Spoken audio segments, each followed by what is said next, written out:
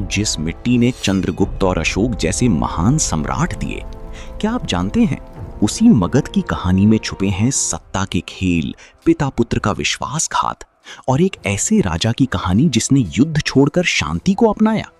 आज हम आपको ले चलेंगे उस दौर में जहां से भारत का इतिहास बदला।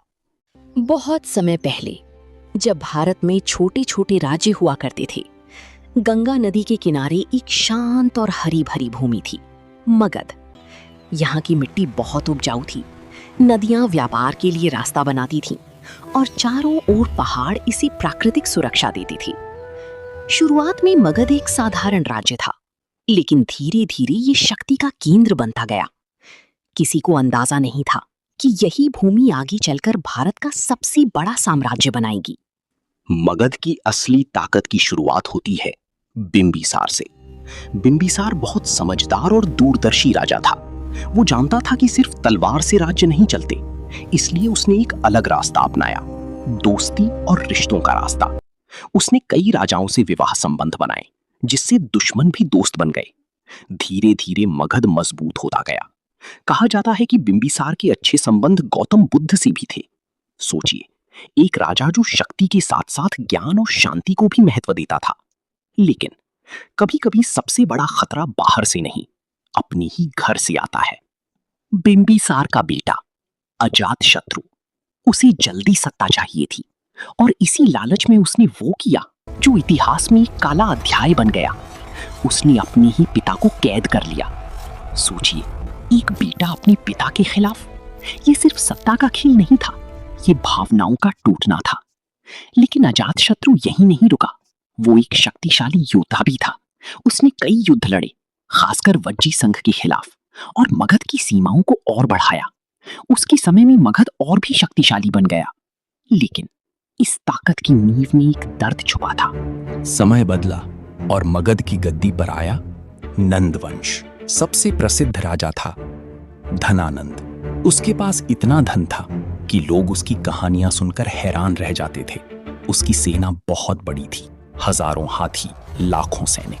लेकिन एक समस्या थी, अहंकार। धनानंद को अपनी ताकत पर बहुत घमंड था। वो जनता की भावनाओं को समझ नहीं पाया और धीरे धीरे लोग उससे नाराज होने लगे। और जब जनता साथ छोड़ देती है तो सबसे बड़ा साम्राज्य भी कमजोर पड़ जाता है। यहीं से शुरू होती है एक नई कहानी।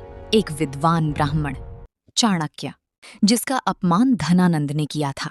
चाणक्य ने कसम खाई, मैं नंद वंश को खत्म करूंगा। लेकिन वो अकेला था।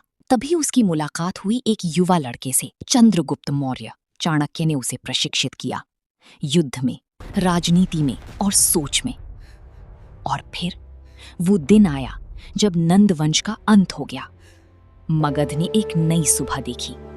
चंद्रगुप्त मौर्य ने मगध को भारत का सबसे बड़ा साम्राज्य बना दिया। उसकी राजधानी पाटलिपुत्र दुनिया की सबसे बड़े शहरों में गिनी जाने लगी।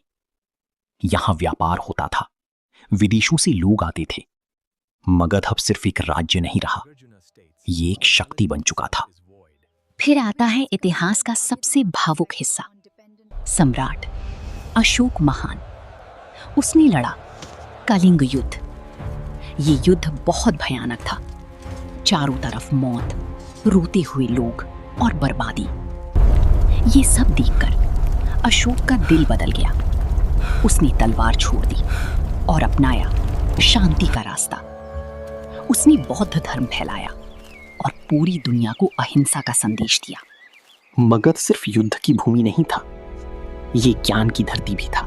नालंदा विश्वविद्यालय, जहां हजारों छात्र पढ़ते थे।